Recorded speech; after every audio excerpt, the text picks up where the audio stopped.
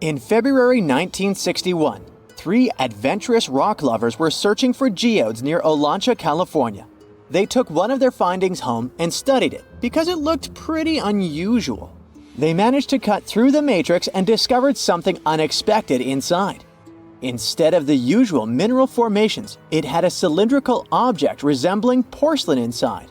There was a metal shaft at its center, and around it, a hexagonal sheath made of copper and some unidentified substance.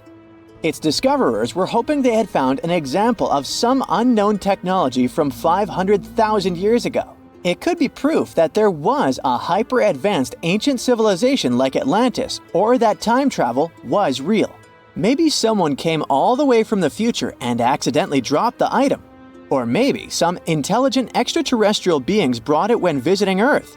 If any of these theories were true, it would mean that scientists have to completely rewrite all human history as we know it.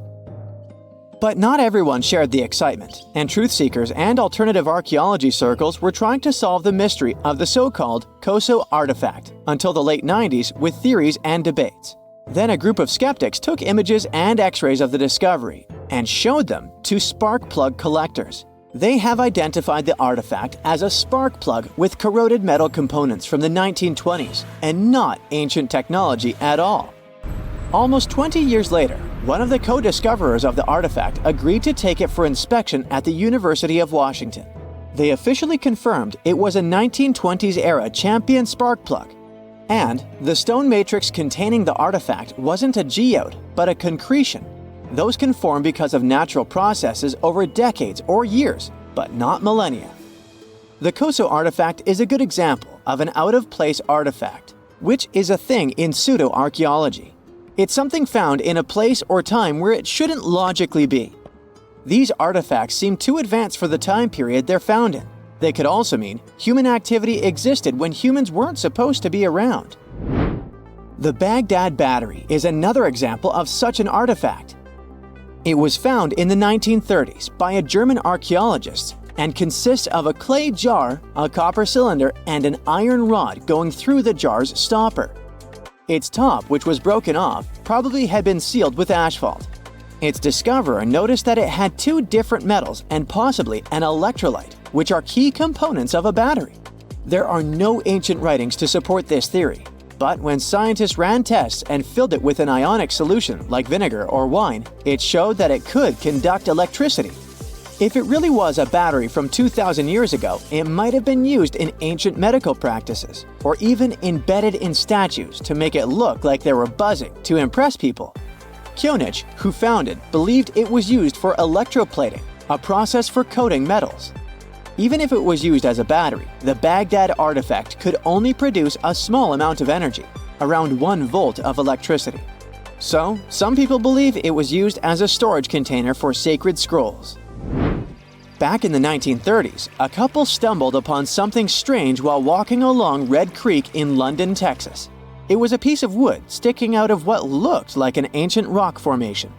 Around a decade later, their son, who was really curious to find out its secret, decided to crack open the rock and found a surprisingly modern hammer inside.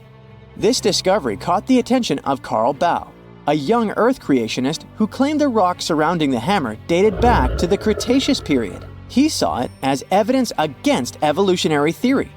After some investigation, scientists proved that the rock was not as ancient as it seemed. Geological processes have just encased the modern hammer over time, so it wasn't evidence of humans coexisting with dinosaurs like the Flintstones, as some hoped. It was just a case of a miner dropping his hammer centuries ago and nature doing its thing. A Chinese archaeologist supposedly stumbled upon some caves that seemed to serve as a burial ground for small beings with big, oval heads. Alongside these remains, there was rock art depicting figures with round helmets, the sun, the moon, the earth, and stars connected by groups of pea-sized dots. They also found over 700 mysterious stone discs etched with spiral grooves. Things got even weirder when these discs were sent to a Chinese professor who claimed the grooves were actually written characters. According to his translation, the discs told the tale of Dropa visitors from another planet who had crashed their spaceship on Earth about 12,000 years ago and had tried to live among us until they were hunted down by locals. But there's no concrete evidence that any of this actually happened. The story was first published back in the 1960s in a couple of articles, but it all seemed a bit fishy. None of the people involved, the archaeologist, the professor, or even the university they supposedly worked at, seemed to have left any trace in the records. And while there is a group in Tibet called the Dropa, they're fully human, not extraterrestrial visitors, and there's no solid proof that the Dropa stones exist at all. In a remote part of China, there are some bizarre pipe-like formations known as the Baghdad pipes. A local explorer found them back in 1996, protruding from Mount Baghdad and along the shores of Tosan Lake nearby. Some people thought they were the work of ancient guests from other planets. When samples of the pipe material were tested, they contained mostly common minerals, but there was a mysterious 8% of unknown stuff. Special testing revealed that these pipes had been there before humans. Chinese geologists later visited the site and suggested that these pipes were formed naturally over time. It could be sediment piling up in the fissures in the earth, or even fossilized tree roots from the area's lush past, but it's not certain. There's a mysterious terracotta head in Mexico with a hard-to-pronounce name, discovered back in the 1930s during a burial excavation. This head looked a lot like fancy Roman statues, so it wasn't clear what it was doing in Mexico. For some reason, the discoverer kept it secret for several decades. The head was found in a pyramid with 3 floors about 40 miles from Mexico City, alongside gold, copper, and pottery. Some argue that if this head really is many centuries old, it could mean the Romans or some other civilization had made it to Mesoamerica before Columbus did. There are also drift voyage theories mentioning a shipwreck after which some artifacts and survivors made it ashore. Some suggest that this figurine head was a little souvenir brought over by the Vikings. But there's no solid archaeological proof of the Vikings meeting the folks in Mesoamerica. There are some artifacts floating around, but none of them have been stamped as undeniable evidence of pre-Columbian contact. So the mystery of how this head ended up where it did remains unsolved. While digging a trench along a river in Romania, workers found a wedge, which is now famous as the aluminum wedge of Ajud, or the object of Ajud. Right next to it, there were some mastodon bones. Those distant relatives of elephants lived 11,000 years ago, so the wedge is probably of the same age. The cool part is that it's made of aluminum, a metal not even discovered until the 1800s. This material requires serious heat to produce. The wedge is also covered in a thick layer of oxide that's been sitting there for hundreds of years. Some folks believe this wedge must have crash-landed here on a spacecraft from some other planet. Some scientists think it's all a hoax, and others suppose it might be a human-made object with an unknown purpose. Okay, what if I tell you that the extraterrestrials we all imagine as little green men may actually look like very normal Earthlings and chill in Europe? This is the Iberian Peninsula, and people living there are under suspicion. Ooh. Here's the reason. Somehow, parts of the most important artifacts that the Iberian civilization called Treasure of Villena are made of metal that simply can't be found on Earth, because it's metal from a meteorite. Now let's tackle this step by step. This is the artifact itself, and it's composed of 59 different objects. Bowls, bottles, and bracelets. Is there a pattern there with all those bees? In total, the find weighs around 20 pounds, of which 18 pounds are 23.5 karat gold. Now, if you're not a metal specialist, I'll clarify it for you right away. For comparison, 23 karat gold is 95.8% pure gold, so 23.5 karat is even purer. The remaining percentage goes to other metals to help add strength and durability to the precious alloy. There was also silver, iron, and amber in that set. The artifact could have been pretty straightforward, but for these two, let's call them imposters. Look at this wrought iron bracelet and this hollow hemisphere. Can you see that? Those rusty lines on the hemisphere and the overall weird color of the bracelet do stand out, since everything else is made of purest gold. This all started back in 1963. when a researcher noticed a dark leaden metal among the shiny bowls and bottles. The metal was shiny in some areas and covered with a ferrous-looking oxide that was mostly cracked. Now, just so you understand, gold does not usually act this way. Gold is one of the least reactive of all metals, so it won't even tarnish, let alone rust. To figure out where this suspicious iron came from, researchers turned to mass spectrometry, which checks out the mass-to-charge ratio of molecules. Their findings showed that the nickel in the iron is similar to that found in meteoritic iron. Simply put, the bracelet and the hemisphere are of extraterrestrial origin. Ooh. Now, the exact age of the trove is hard to determine, yet it's crucial. We need to know the exact age to see if it coincides with the start of the Iron Age in the Iberian Peninsula. If it does, then no further questions here. But if it doesn't, well, it's, at the very least, weird, if not suspicious. So there's this three-age system. It comprises the Stone Age, then the Bronze Age, and then the Iron Age. The Stone Age is of no importance here, so let's compare the Bronze and the Iron Ages. The Bronze Age began when it was realized that combining copper and tin produced a material that was more durable than either metal alone. This era was all about major upgrades in tools and weapons, but two standout inventions were writing systems and the wheel. Then came the Iron Age. This time was all about slowly bringing iron into everyday life. Iron was way easier to shape into cool designs than bronze. Now, this was a big deal because iron, especially transformed into steel, provided significant improvements in all aspects of life. Tools became lighter, cheaper, and stronger compared to their bronze equivalents. You get it? Good.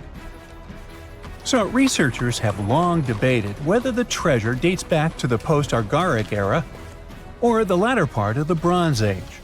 The most recent study claims that those artifacts were created in 1400 to 1200 BCE, and something really doesn't add up. First off, the Iron Age began around 500 years after these artifacts were crafted. Plus, ancient craftsmen couldn't know back then how to work with metals that landed on Earth approximately 1 million years ago. And while the dates are really hard to explain, there is a logical explanation for the craftsmanship. The theory here is that those metal workers simply had access to the fallen meteorite, and thus, they could study it well and discover its properties before using it for decorative purposes.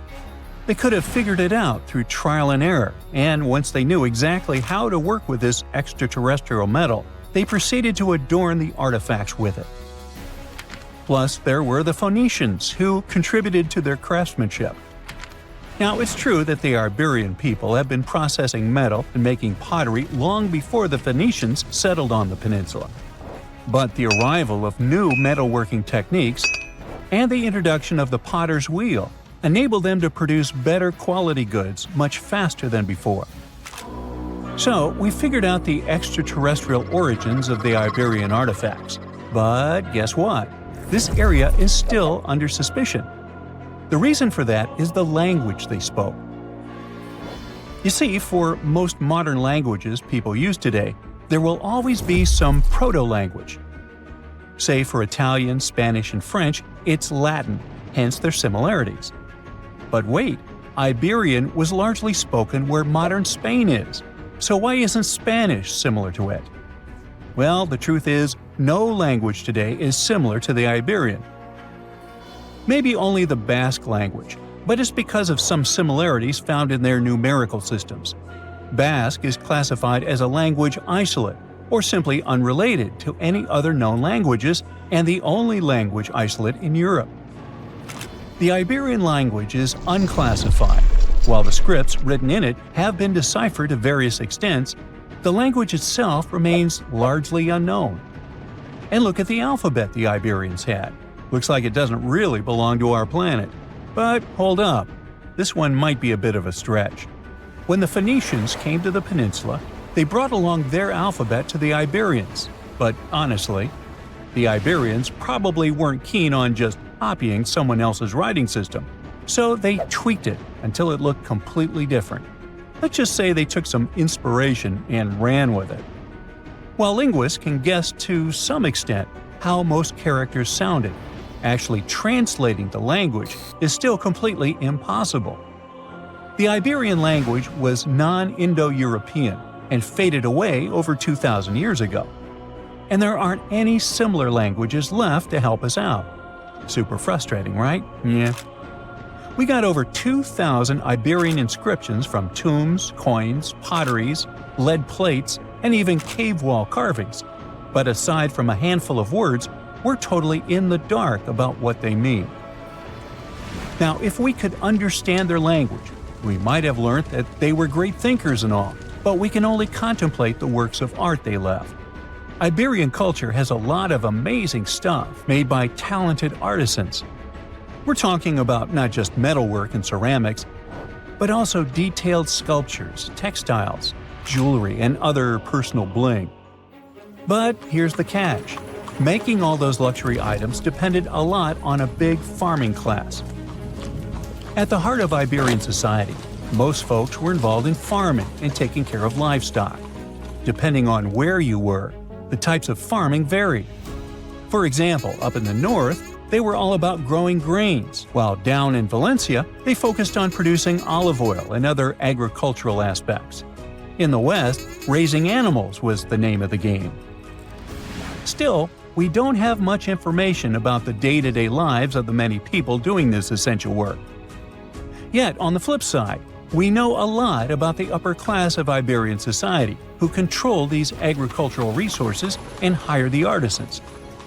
By the 7th century BCE, we start to see a group of Iberian princes who were living the good life, trading with the Phoenicians, and enjoying fancy luxury items. You can spot this elite class in their burial practices. Cremation was the go-to method for funerals among the Iberians, and wealthy individuals were often found in cemeteries with all sorts of lavish goods and funerary sculptures that give us a peek into the fashion and hairstyles of the rich. Interestingly, starting in the 6th century BCE, there was a noticeable drop in the number of recognizable burials, which suggests that these elaborate funeral customs became more exclusive to a small elite. Meanwhile, the fate of the majority, farmers, artisans, soldiers, and laborers, who made up a big chunk of the population, remains a bit of a mystery. It used to be a pretty advanced civilization, but it vanished without a trace. Researchers think it could have been due to some massive earthquake, but so far, we don't know for sure.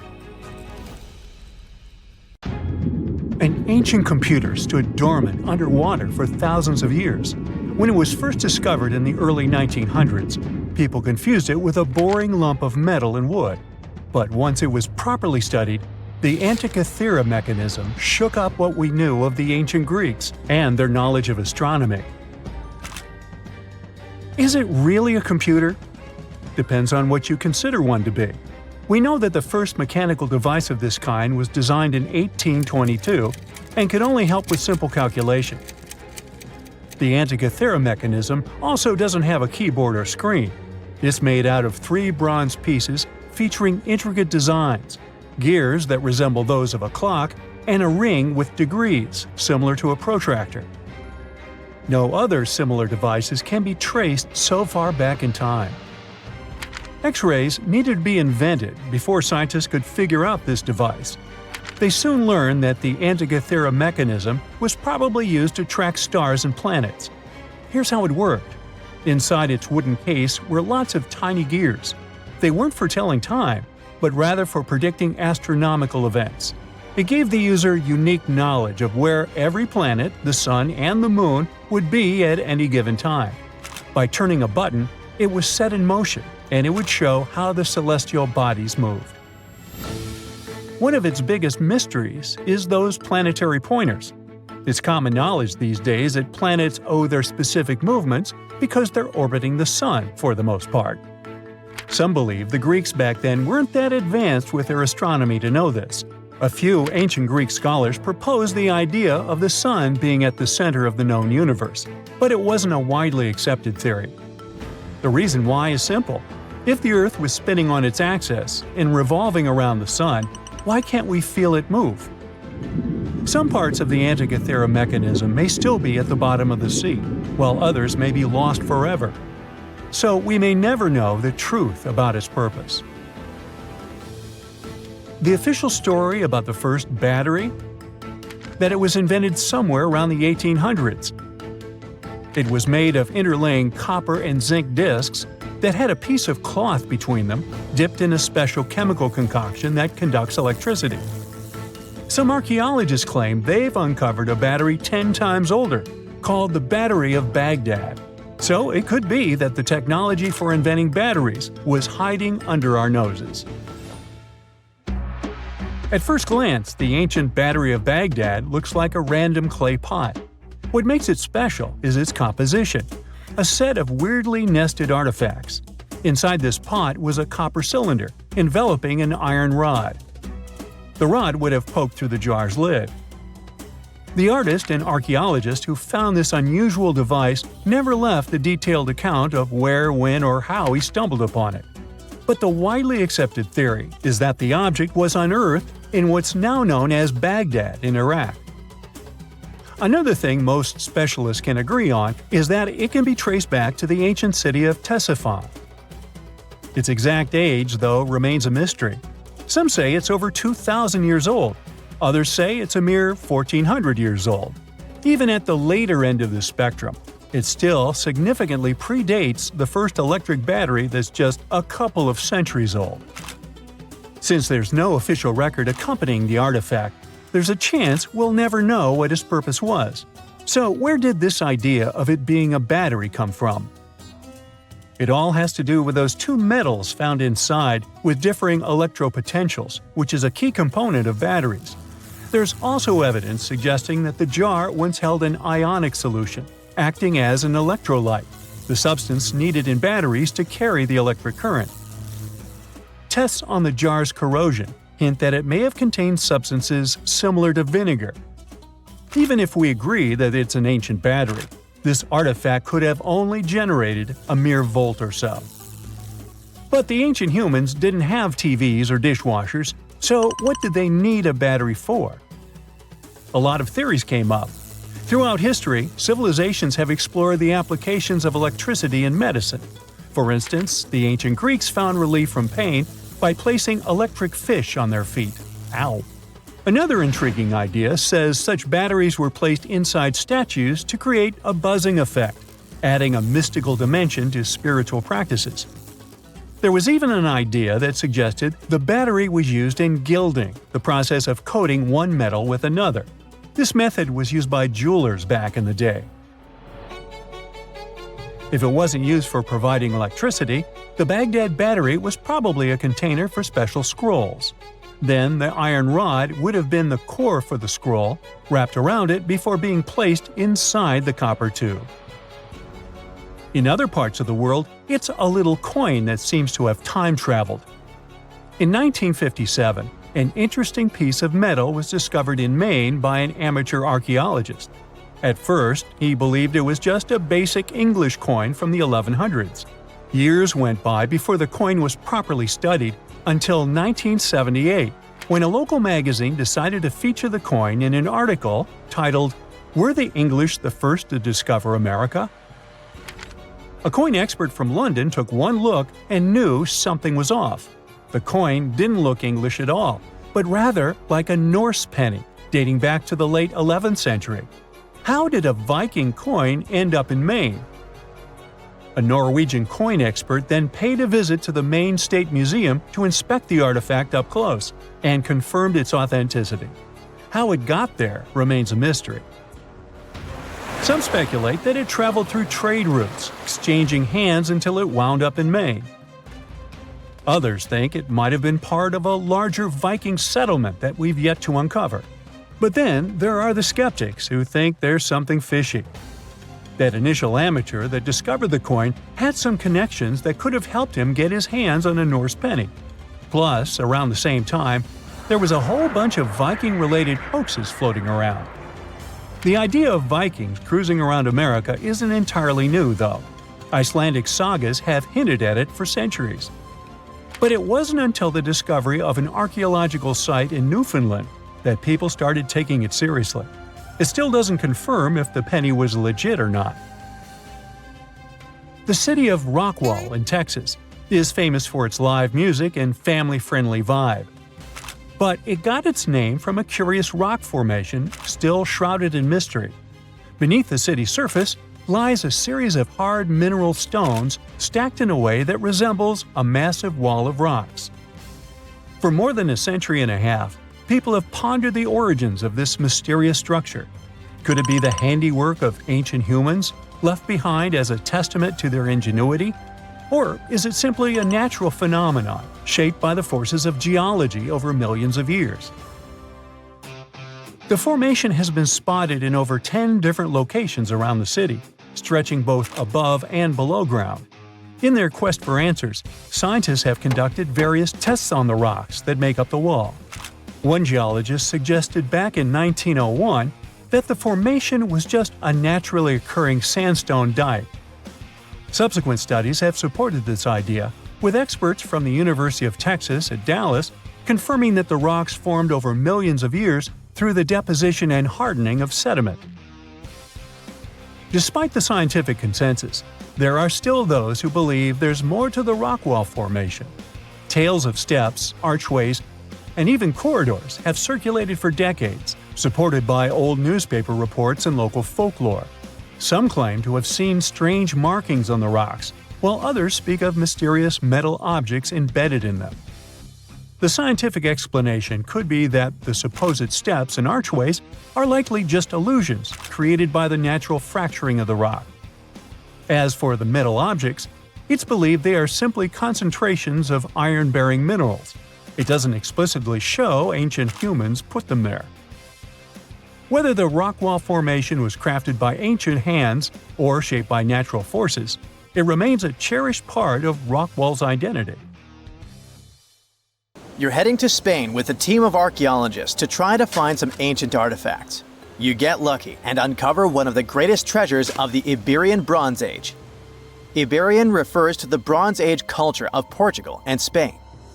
So you find and unearth coins, jewelry, vases, vessels, and two pretty strange items. One is something like a part of a scepter, and the other resembles a bracelet.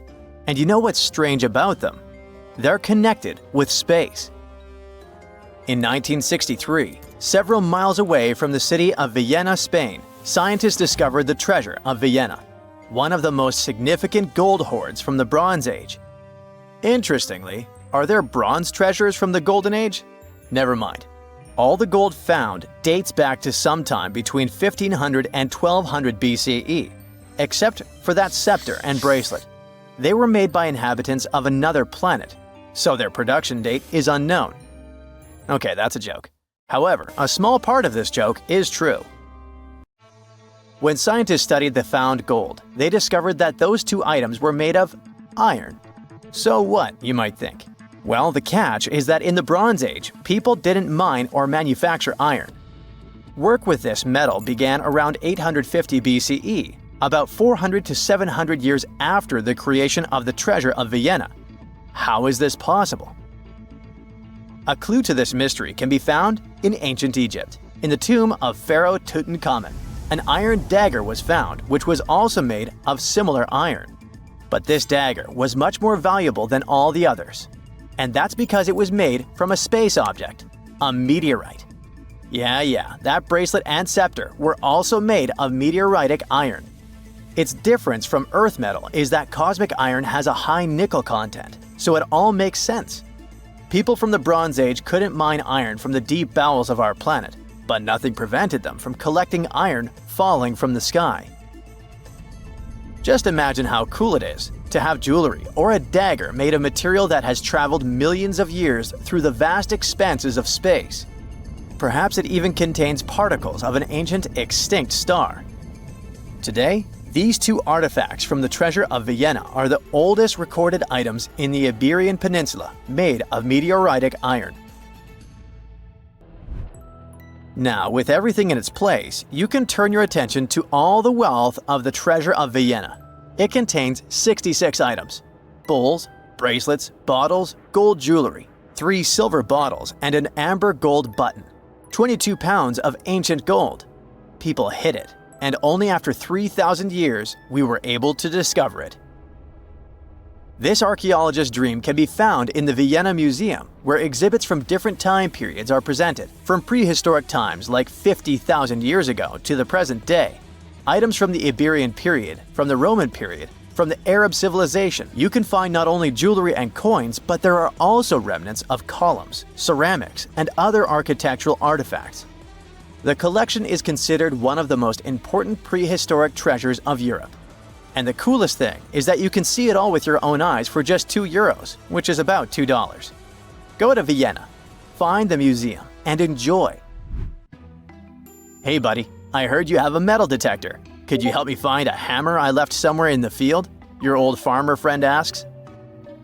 You take a metal detector and go searching, but instead of a hammer, you find hundreds, even thousands of silver coins worth $2 million. You're so happy that the farmer lost that hammer, and now you're rich. Stop! Considering that this land belongs to the farmer, would you tell him about the find or take it with you? In reality, neither of these options happened. In 1992, Eric Laws was helping a farmer search for a lost hammer in a field near Hoxne, Suffolk, England. The metal detector stumbled upon a hidden treasure, a huge one. There were silver spoons, gold jewelry, more than 500 gold coins, and about 14,000 silver ones.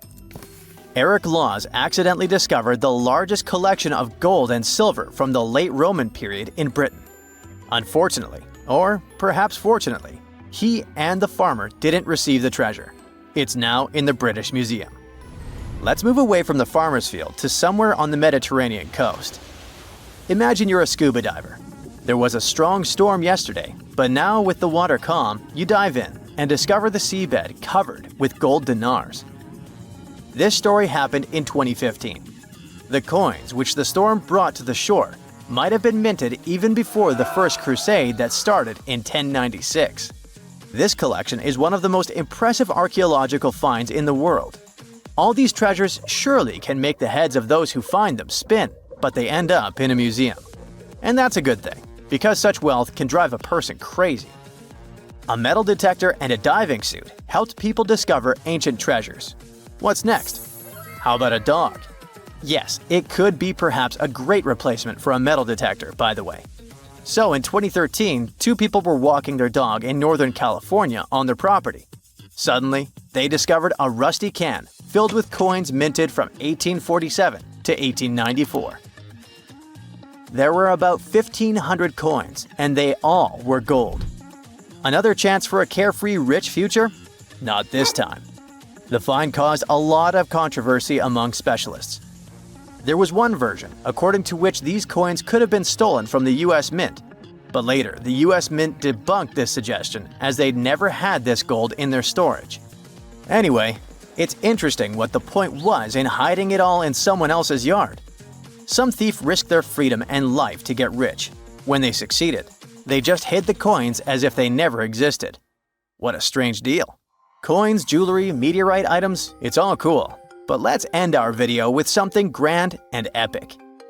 Archaeologists were conducting research near the Mediterranean coast of Egypt and discovered a treasure trove inside a sunken temple and sanctuary. Despite the waves, earthquakes, and seawater, the massive find was preserved in a not bad condition. The temple was built a very long time ago and collapsed in the middle of the 2nd century BCE. It was an important structure in ancient Egypt. People considered this place holy. Pharaohs came to the temple to seek help from the higher powers of Egyptian mythology to obtain titles for their rule. Titles of kings of the universe. For many people, this place was like the center of the universe, and now it lies forgotten on the seabed, almost ruined. Time spares nothing. Researchers found out the temple had been part of an ancient port city. A long time ago, an earthquake occurred in this area and destroyed the city. Tidal waves softened the ground and dragged the town into the Mediterranean Sea. While studying the temple, scientists found many secret treasures there: silver ceremonial instruments, gold jewelry, and alabaster vessels. In past times, people used them to store perfumes or greasy ointments called unguents. Perhaps in ancient Egypt, they weren't bad in the field of cosmetology. Near the temple, archaeologists discovered a Greek sanctuary. Apparently, the Greeks living in Egypt or coming here on business wanted to pay tribute to Aphrodite, so they created a small building in her honor. In that place, archaeologists found bronze and ceramic artifacts from different cultures. Scientists found out that the Greeks had permission to trade in the Egyptian city and even be its residents. It seems pharaohs living around 600 BCE were favorable to the Greeks. The profession of an archaeologist is very exciting. But what would you do if you found some ancient treasure? Before answering this question, find out what law applies to such finds in your country. The most exciting accidental discovery I've made in my life was a $10 bill in my old winter jacket. Some folks are luckier though, as they find underground cities from centuries ago or make inventions that turn them into millionaires. Velcro was invented after a routine walk in the woods. Kellogg's cornflakes were inspired by a chipped tooth, and Play-Doh saved a business empire from falling by chance. Back in 1998, electrical engineer John Williams found something that looked like an electrical plug sticking out of the ground. He started digging and noticed that it was stuck in a small rock. He found it in a rural location in North America, far from civilization, industrial complexes, airports, factories, and electronic plants. This piece of electronics embedded into a solid granite stone got the nickname enigmalith and a price tag of $500,000. Some scientists are sure it's a big hoax and not a souvenir left by some visitors from space, as Williams claims. But the finder of the rock wanted to prove that it was a real piece of ancient technology, some sort of an electrical connector. If it's not a hoax, then this little find could be proof that humans, or some other civilization from the past, were way more advanced than we ever thought. They must have managed to invent a way to transmit electricity long before humans in the 19th century. He offered scientists to take a look at this find and establish what it really is without breaking the rock open, but there were no takers. Williams consulted an engineer and a geologist, and both confirmed there were no traces of glue on the electronic component. It hasn't been welded either, so it must be as old as the rock, which is around 100,000 years old, according to geological analysis. Dr. John Kellogg had a philosophy of biological living with regular exercise, massage, plenty of water, zero bad habits, caffeine, and no meat. At the end of the 19th century, he looked over a health institute in Michigan. He once whipped up a mix of flour, oats, and cornmeal. He thought that by baking whole grains at high temps, they'd be easier on the stomach and healthier overall. He baked the mix twice and first made cookies, but a patient chipped a tooth on that version. Then he decided to break it into small pieces. It's hard to pinpoint exactly how Kellogg cornflakes came to be, with so many versions of the story floating around. Kellogg's wife, Ella, and his brother Will both claim they played a role in creating the flakes, along with several other family members and sanitarium staff. The company lore says that it all went down one night in 1898, when some wheat-based cereal dough was left out too long, fermenting in the process. When rolled out thin, the slightly moldy dough turned into these perfect large thin flakes that got all crispy and yummy in the oven. Over the next few years, Will Kellogg kept tweaking the recipe and realized that corn, not wheat, made even crunchier, tastier flakes. His brand, Kellogg's Corn Flakes, has grown into a multi-billion-dollar company. Swiss engineer George de Mestral once went for a walk with his dog and came back with a concept that would later go to space. Once they got back from the woods, de Mestral noticed that his pants and his dog's fur were covered in the tiny barbs of the cocklebur plant. He examined the burrs under the microscope and noticed that they were shaped like tiny hooks that stuck to loops on clothes and fur. He decided to recreate that natural tech to design an extra strong fastener, one with many practical uses. He was testing different materials for his invention for so many years and finally settled on nylon. He also needed to design a special type of loom that could weave the fibers in the right size, shape, and density. It took de Mestral a total of 14 years until he introduced the world to Velcro, which means velvet and hook in French. De Mestral was hoping his invention would replace the zipper on clothes, but the fashion world found Velcro cheap-looking and unattractive. But NASA didn't think so, and used Velcro for astronaut spacesuits and helmets in the 1960s. Now, Velcro is used everywhere, from footwear to toys to airline seat cushions. Before the middle of the 20th century, most homes were heated with coal. It left soot throughout the house, which was especially visible on wallpapers. Kutal Products was the largest company that sold wallpaper cleaner, but in the 50s, more and more people switched to gas, oil, and electricity, and the sooty buildup problem was mostly solved. The owner of Kutal Products was trying to save his business. Meanwhile, his sister-in-law read that wallpaper cleaner could be used to make holiday decorations. She worked as a nursery school teacher, and modeling clay was pretty hard for her students to handle, so she decided to test this material for molding into different shapes, and it works out just fine. She told her relatives about the discovery and suggested a name for it: Play-Doh. The Kutal company was about to go bankrupt, so it was a great alternative for a new business. Soon enough, Macy's and Marshall Field got interested in the new toy and started selling it. Play-Doh was originally only in one color, white, but soon expanded to red, blue, and yellow. They also made several changes to the original recipe, but the mixture is still mostly the same as when it was used to clean wallpapers. An urban legend says that if you take all the Play-Doh compound ever made and put it through their Fun Factory playset, you'll get a snake that will wrap around the planet 300 times. A man in Turkey was renovating his home when he knocked down a wall in his basement with a sledgehammer. He found a tunnel behind the wall that led to an ancient underground city. The tunnel led to more tunnels and then halls and chambers. It turned out to be a whole underground complex with 18 stories and without a single inhabitant, abandoned a long time ago. It was the city of Derinkuyu, built thousands of years ago, a home for up to 20,000 people. Whoever built it had great skill, and it's rather easy to build tunnels out of the soft rock, but cave-ins are a big risk. None of the floors at Derinkuyu have ever collapsed.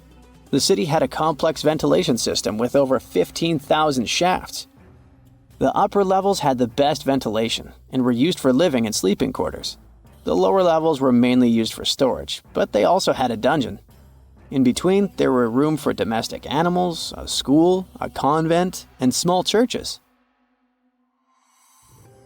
John Martin, a forestry professor, was out exploring a forest in Wisconsin one night.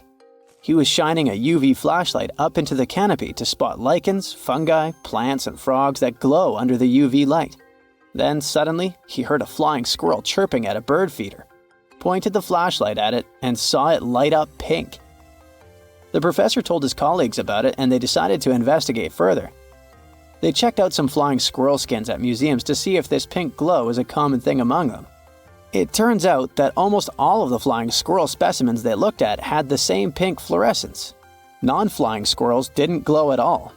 Other animals with fluorescence, like puffins and chameleons, glow blue under UV light. The only other mammals with fluorescent fur are around 20 species of opossum. They live in different ecosystems and have different diets. The only thing they have in common with flying squirrels is that they're all active at night. And regular squirrels prefer sunlight. There's enough ultraviolet light in low-light conditions, and nocturnal animals need UV vision. So the pink glow might have to do with nighttime perception and navigation, especially in cold and snowy conditions. Or it could be a way for male flying squirrels to attract prospective mates. It could be a sort of mimicry. The ancient Indian texts mention beautifully decorated chariots or entire palaces called Vimanas that could take off and, in a matter of seconds, fly away as far as space. Some people believe these Vimanas only existed in Indian mythology, but it's also possible that they were based on a real technology that had been lost over the centuries. According to the Vedas, ancient Indian religious texts, there was the elephant Vimana with several engines and many other types named after animals and birds. There was one for local travel, one for visiting different countries, and one for traveling to the moon and various planets. They could develop a great speed. One Vimana had the superpower of invisibility. Another one was shaped like a sphere and was built on the winds produced by Mercury. This Vimana was said to generate an enormous ray like the sun and make noise like the storm's thunder. All the Vimanas were unbreakable and perfect for attacks on foes. Now, to operate a Vimana, you'd need to know a lot of stuff, pretty much like today's airplane pilots, 32 secrets in total. They'd cover the aircraft structure and the secrets of taking off and maneuvering without crashing. That's a good thing. The pilot was also expected to know how to be seen and unseen, how to be hidden, how to be quick, how to manage contractions and expansion, and many other tricks. To hide the flying machine from foes, the pilot was instructed to move to the 8th atmospheric layer above the Earth and use the power of dark solar rays. This instruction might sound a bit weird, but there were others, more realistic ones, which still make sense in modern aeronautics. There are sections of ancient texts on the Vimanas that focus on details like flight paths, pilot training, navigation, and even suitable clothes for pilots and recommended food for long flights. There was also a lot of technical detail about the use of heat-absorbing metals, the metals utilized, and melting points. The supporters of the theory that the Vimanas were more than just myths are sure that the ancient Indians would unlikely go into all these details just for a beautiful story. So, the flying palaces might have been real and way ahead of their time, like many other great Indian inventions. Back in the 6th century BCE, an Indian physician named Sushruta basically wrote the original guide to medicine and surgery. They even called him the father of surgery for his work. Sushruta laid down the details on hundreds of medicinal plants and described complex surgical procedures. He gave instructions on nose reconstructions and skin transplants from one part of the body to another. The original method of rhinoplasty, which involved taking a piece of skin from the forehead to reconstruct the nose, is still used today. But back then, it had a slightly different purpose than surprising your followers on social media. Those nose jobs helped out folks who had lost their noses as punishment for crimes or in fights. Now you gotta thank an ancient Indian math prodigy for the invention of zero. It might not seem like a big deal, but without it, we would have no binary system and no computers. People before the 5th century CE were only thinking about some sort of a sign to indicate nothing. The invention made addition, subtraction, and other mathematical operations a whole lot easier. You can see the oldest zero in existence carved in the wall of a temple in Gwalior, India. The Indus Valley Civilization was using rulers in 1500 BCE and earlier. Made from ivory, these rulers were found during excavations in what is present-day Pakistan and northwestern India. They were widely used in architecture with amazing accuracy. They had units corresponding to slightly over 1 inch that were marked with precise subdivisions within 5/1000ths of an inch. The next invention is more of a concept than a physical item. Standardization is all about setting the rules based on a bunch of people, things, or interests. One of its cool applications that we've all gotten used to is standard weights. Whether you're using pounds or kilograms, you need these universal measurements for weight, right? For this, we owe a big shout-out to the merchants from the Indus Valley Civilization who lived around 4,000 years ago.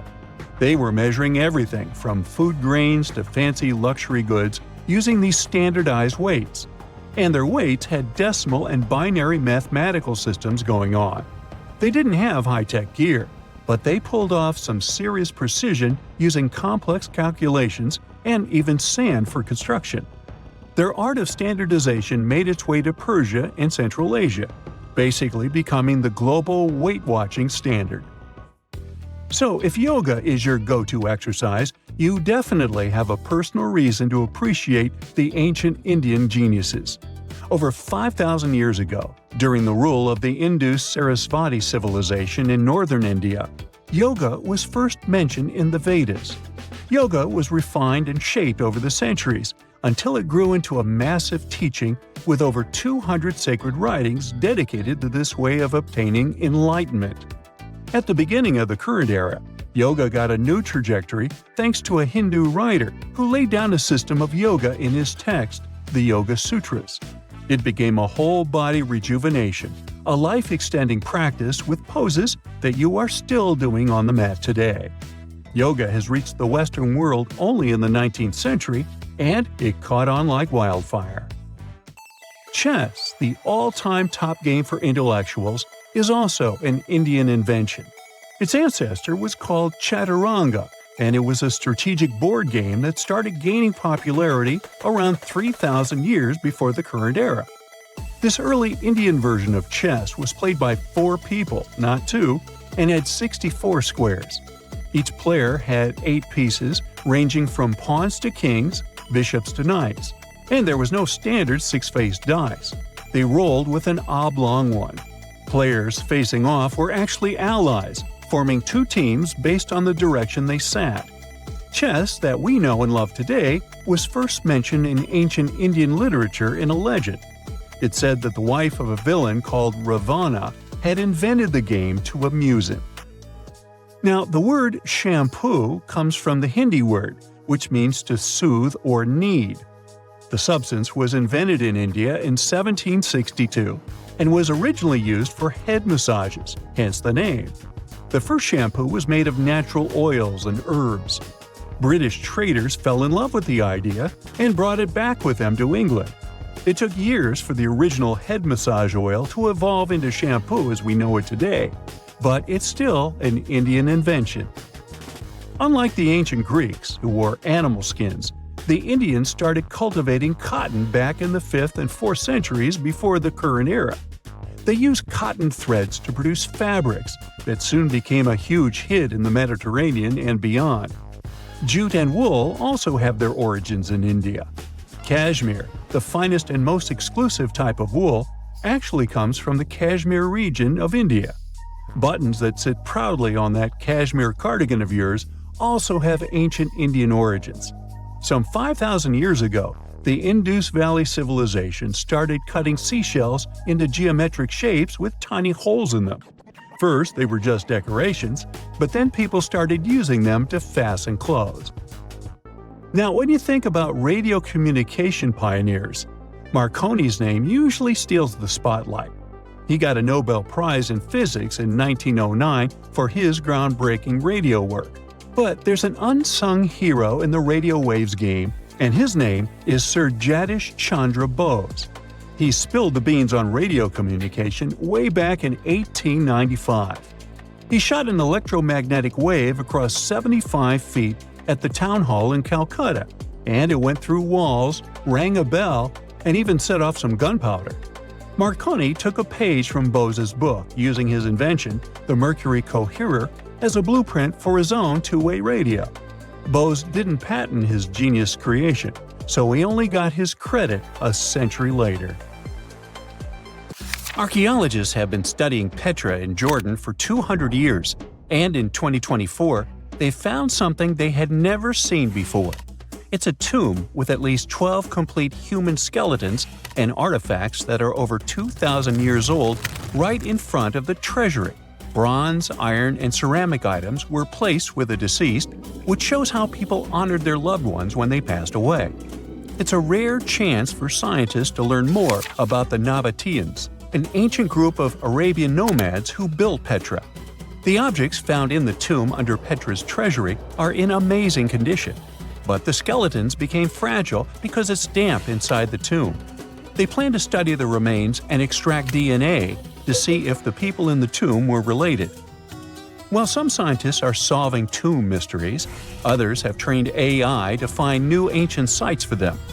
They've created an algorithm that works with a special type of satellite imagery. This technique uses radio waves that can peek under things like sand, soil, and even ice to find hidden objects. AI will help search a huge desert on the Arabian Peninsula called the Empty Quarter for archaeological treasures. The lead scientists of the experiment trained the algorithm to recognize hidden locations using data from a site they had found before. The new tech can discover buried structures within 20 inches, which is very precise. Another groundbreaking tech, LiDAR, which means light detection and ranging, helped archaeologists reveal new hidden cities all around the world. LiDAR can see big structures beneath layers of vegetation and map even subtle changes in ancient landscapes. They use it to scan large areas from a small plane flying over places that aren't so easy to study from the ground, like dense jungle. In 2024 alone, they found new Maya settlements in southern Mexico, gardens, roads, and rivers in Ecuador's Amazon rainforest, ancient ruins on the Pacific island of Tonga, and the remains of 2 medieval cities along the Silk Road route in Uzbekistan. Maybe some smart technology can also explain what Marge Simpson is doing on Earth in an ancient Egyptian tomb from 3,000 years ago. The drawing, featuring a woman with yellow-colored skin, a blue crown, and a green outfit, is alarmingly like the famous cartoon character. If you don't see a resemblance here, I hope you'll at least enjoy an amazingly well-preserved necklace with amethyst and agate beads. It's from another recent find from Egypt, an ancient tomb with 11 sealed burials near Luxor. Archaeologists also found 2 copper mirrors, one with a lotus-shaped handle and the second with a unique design of the deity of the sky, women, fertility, and love in ancient Egypt. The hair of the figurine was originally made from almost 4,000 mud beads. Another awesome find from 2024 is an ancient Greek shrine with intact burials, a sarcophagus, and plenty of gold inside.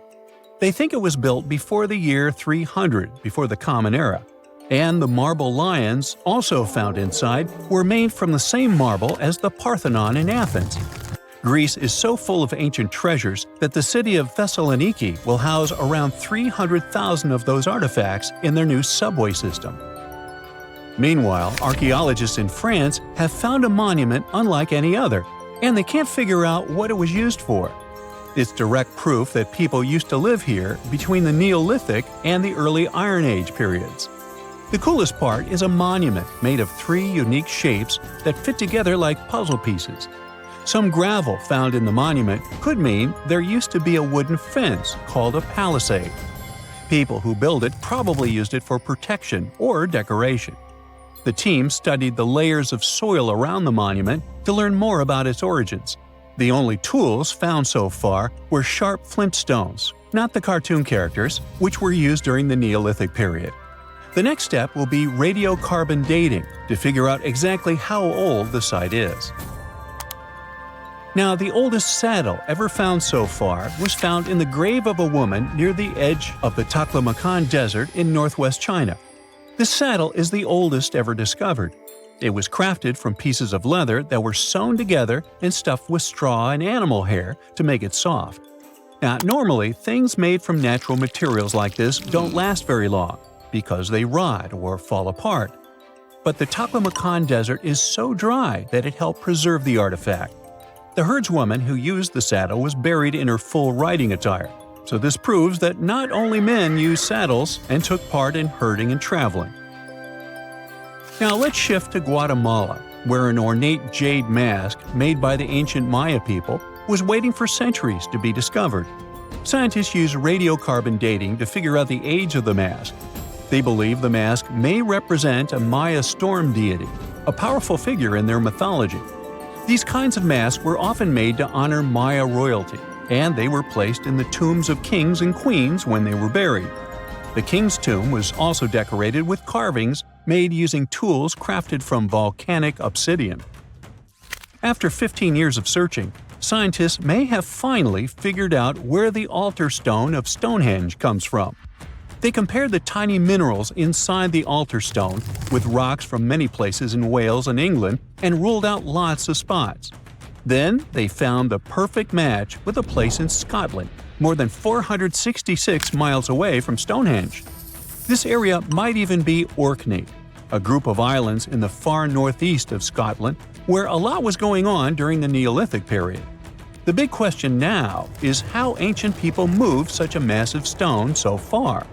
The altar stone is over 16 feet long and weighs more than 6 tons.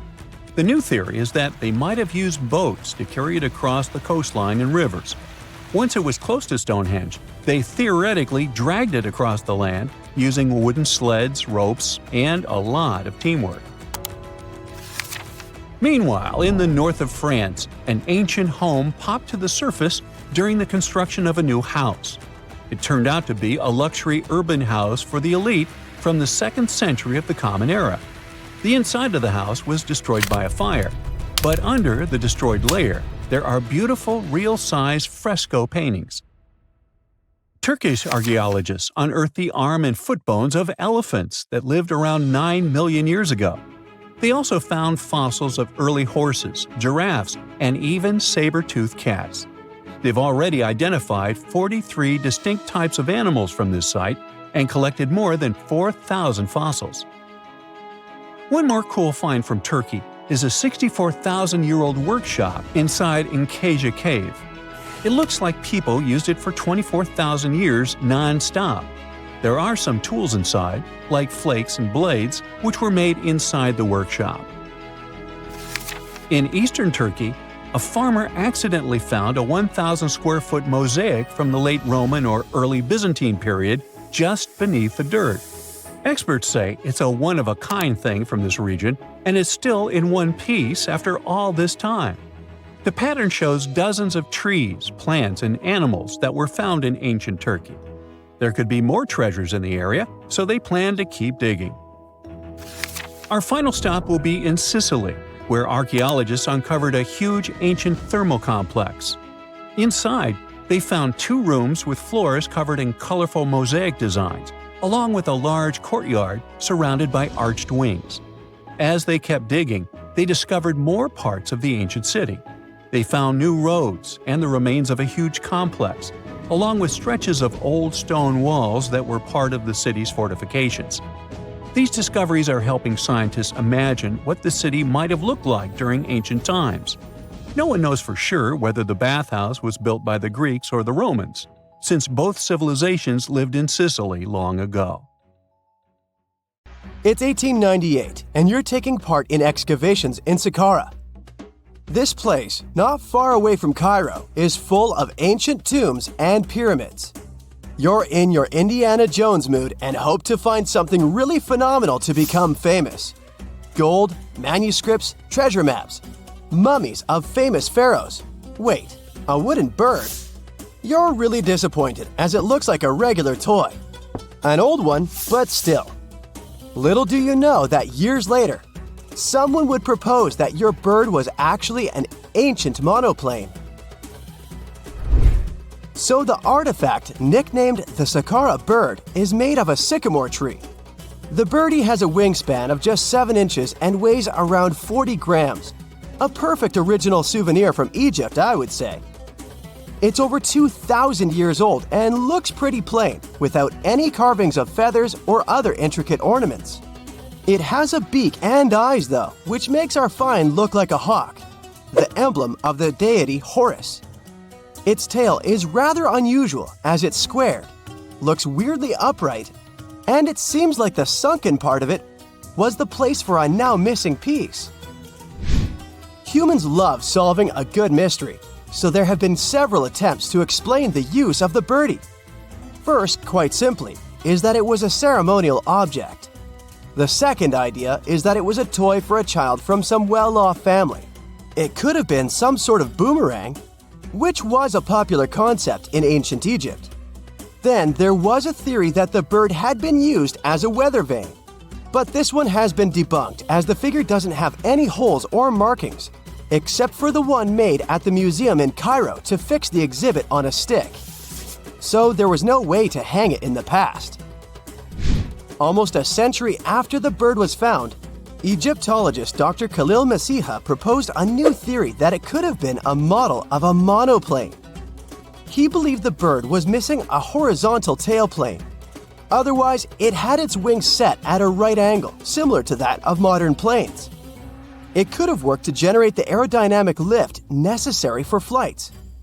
Dr. Masiha also claimed that it was common at that time to place miniature models of technological inventions in tombs. So, did the ancient Egyptians really invent the plane in 200 BCE? That would make the Wright brothers, who are considered the inventors of aviation, really upset.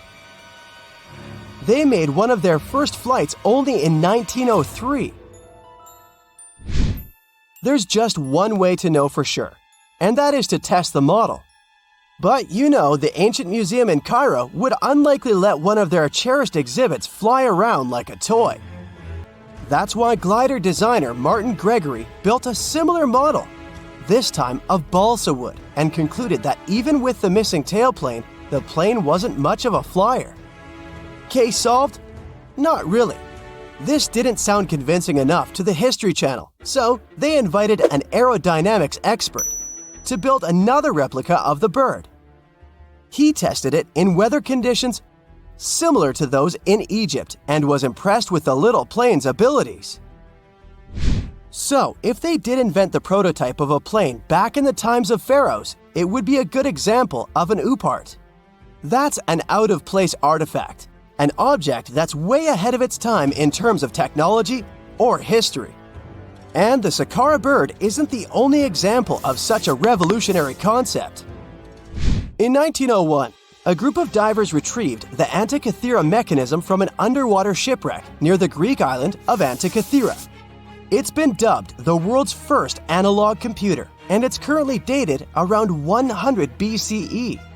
The bronze mechanism could tell the position of the sun, moon, planets, and stars, as well as the lunar phase, the dates of upcoming solar eclipses, and even the speed at which the moon moves through the sky. No one's sure who used it and how or where it was made. But it's obvious that it's extremely precise and way too advanced for its time. The first flushing toilets in the world were invented in the middle of the 20th century. Just kidding. The ancient Minoans on the Mediterranean island of Crete and the Indus Valley civilization both came up with this brilliant invention at the same time, around 4,000 years ago. The plumbing and sanitation were so well done that no one managed to design anything better until 2,000 years later. One ancient Minoan lavatory was discovered at the Palace of Knossos. It looks like it had a wooden seat set over a tunnel that directed water from a rooftop reservoir to an underground sewer. Other varieties got water from jugs. Only the super rich people could afford all this glory. So if you wanted to shop for real estate back then, the flushing toilet would be a telltale sign you were in the rich neighborhood. Automated doors became a cool, seemingly new invention back in 1931. But the technology behind them is actually much older. Think the 1st century CE old. Mathematician and engineer Heron of Alexandria came up with a hydraulic system to open and close temple doors. To bring it into action, you need to light a fire to produce heat. There was a brass pot under the fire, half filled with water. The inventor connected the brass pot to containers that acted as weights. When the fire was burning, the water moved into the containers. They went down and pulled the ropes. It was nothing like a supermarket door that opens in front of you before you even have time to think. Heron's door took hours to open, and there was no way to stop the process. That's why they only opened the doors once a day before people entered the temple, to add some mysticism at the temple during ceremonies. Spooky. Looks like the first ever battery was invented in Baghdad around 2,000 years ago. A German archaeologist found this oval-shaped clay jar in 1938. Scientists are still not sure what purpose it served and who exactly invented it. There is a theory that it was used for electroplating objects with precious metals. When they filled it with a weak acid like vinegar, the battery produced around 1 volt of electricity. Another theory says it was a vessel for sacred scrolls. Would you like to buy contact lenses designed by Leonardo da Vinci himself? In 1508, he invented a glass lens with a funnel on one side. You were supposed to wear it with water inside to improve your vision. Sounds a bit uncomfortable, doesn't it? So, around a century later, French scientist René Descartes decided to improve the idea and make the cornea contact the future lenses. Contacts because they contact your eyes, get it? The glass tube with liquid did help improve vision, but blinking was sadly impossible. 2.5 centuries later, new technologies in the glass industry let scientists design contacts that would fit in the eye and even let the wearer blink. Thanks, guys! Still, those lenses were made of heavy blown glass and didn't let the eye breathe. About 50 years later, contacts became plastic, lightweight, unbreakable, and scratch-resistant, but still covering the entire eye. And then, in 1948, an English optical technician accidentally sanded down a plastic lens and figured out they'd still be in place even if they covered only the cornea. Imagine you're living in 19th century London and need to send a message to New York. It would have taken about 10 days to get there by ship. So when delivery time went from days to hours in 1858, it was a true sensation. The first message was sent by Queen Victoria herself. It was all made possible thanks to the transatlantic telegraph cable, running under the ocean. Sadly, the new cool invention only lasted a few weeks. It took years to bring it back to life. You know how it goes. As the years pass, common knowledge slips away faster than you can say, "What's that thingamajig for?" Just think, our grandkids will probably be scratching their heads over the buttons on our old school phones. So it's no wonder that some ancient artifacts have got us all stumped too. Take a look at this funky object. Any guesses on what it is? A musical instrument, a toy, or maybe something out of this world? Beats me, and even the experts have no exact answer. This little guy is a Roman dodecahedron, discovered by some amateur archaeologists near Lincoln, England.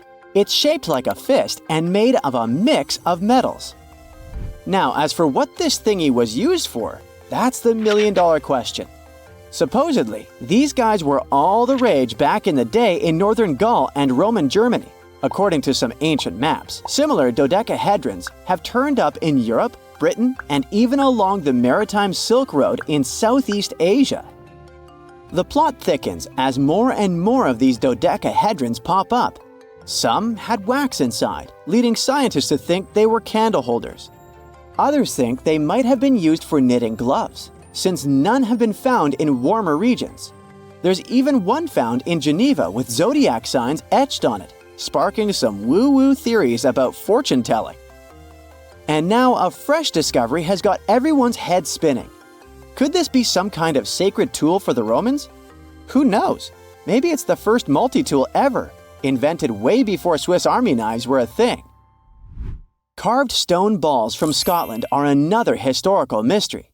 They most likely date back to the late Neolithic period and come in various types, from sandstone to granite. They're all roughly the same size and have intricate, evenly spaced patterns of circular bosses or knobs. Most of these designs have 6 bosses, but the number can range from 3 to 160. Some of these balls are more skillfully crafted than others, and a few even have extra decorations. There are over 400 carved stone balls and mostly found in Scotland, although some have turned up in northern England and Ireland. These stone balls rarely show signs of damage or use, and there are no clues that would give away their function. Most experts think they weren't practical tools, but had some symbolic or social importance, probably a sign of power or prestige within their communities.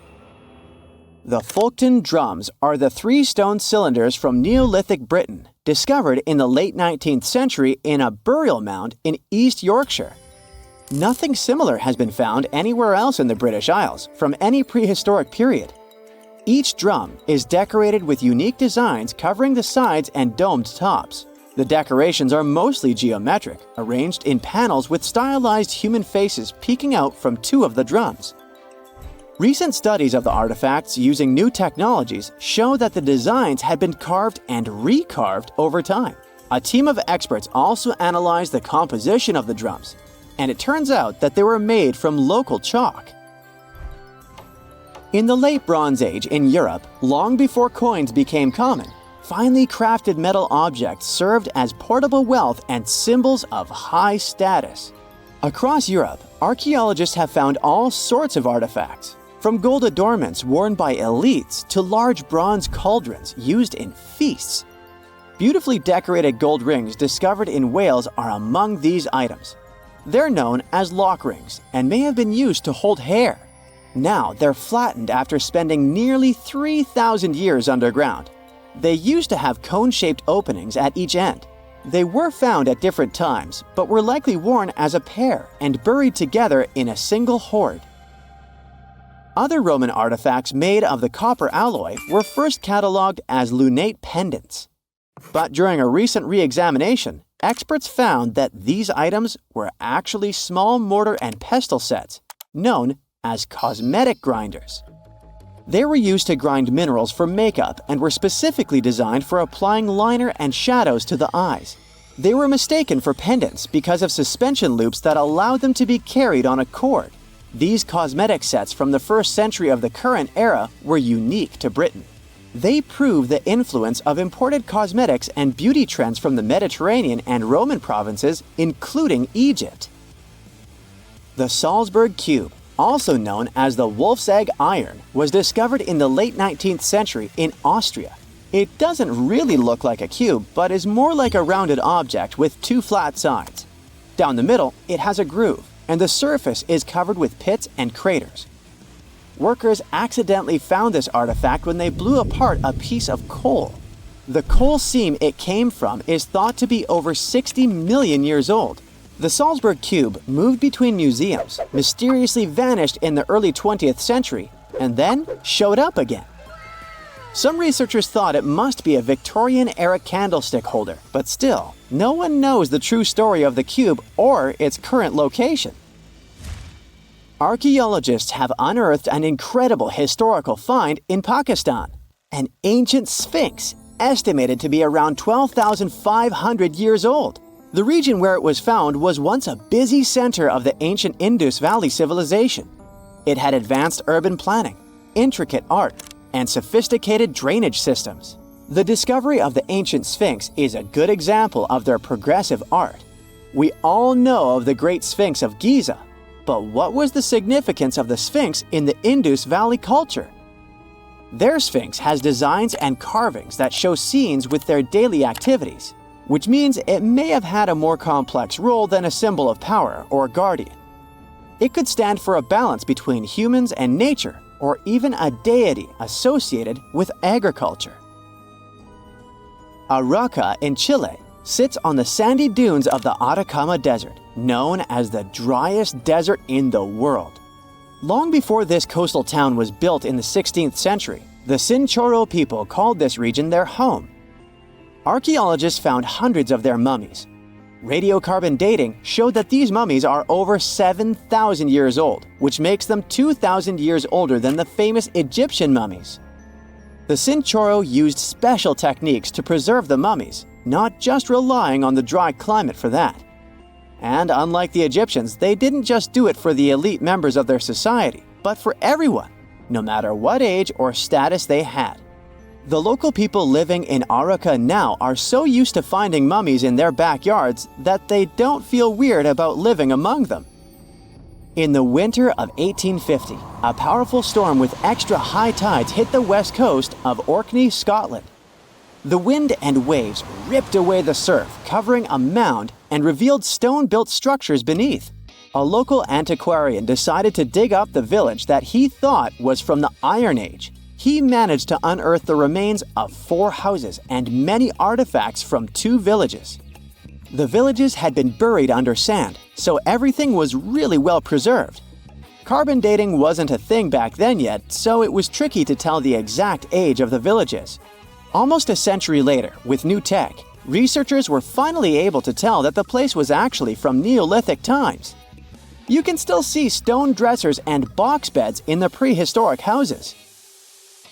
Archaeologists and historians working on the famous terracotta army think that it might have been inspired by or modeled on ancient Greek sculptures. It would mean there was a cultural contact between East and West much earlier than we thought, long before the Silk Road trade route. There was probably Western influence in China during the era of its first emperor, who took the throne in 246 before the current era. Before that time, China didn't have a tradition of building life-sized sculptures. Earlier terracotta soldiers were much smaller, less than 10 inches tall. Greek artists might have even been present to train Chinese sculptors. Most people know that pyramids were built as grand tombs for the pharaohs, designed to ensure they had a smooth journey to the afterlife. The Great Pyramid of Giza, for instance, was constructed for the pharaoh Khufu. But what most people don't know is that this whole pyramid building trend started right here with the step pyramid of Djoser about 4,700 years ago. This massive structure was built for Pharaoh Djoser, a ruler from Egypt's 3rd dynasty.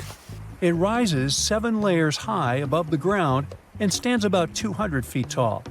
We think of it today as a phenomenal architectural project. But for ancient Egyptians, the step pyramid of Djoser turned out to be more like a massive experiment, a trial run, if you will, to perfect their building skills before they moved on to even more ambitious pyramids.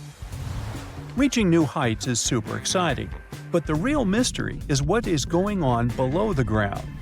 In this pyramid's underground labyrinth, there is a network of tunnels stretching about 3.5 miles long.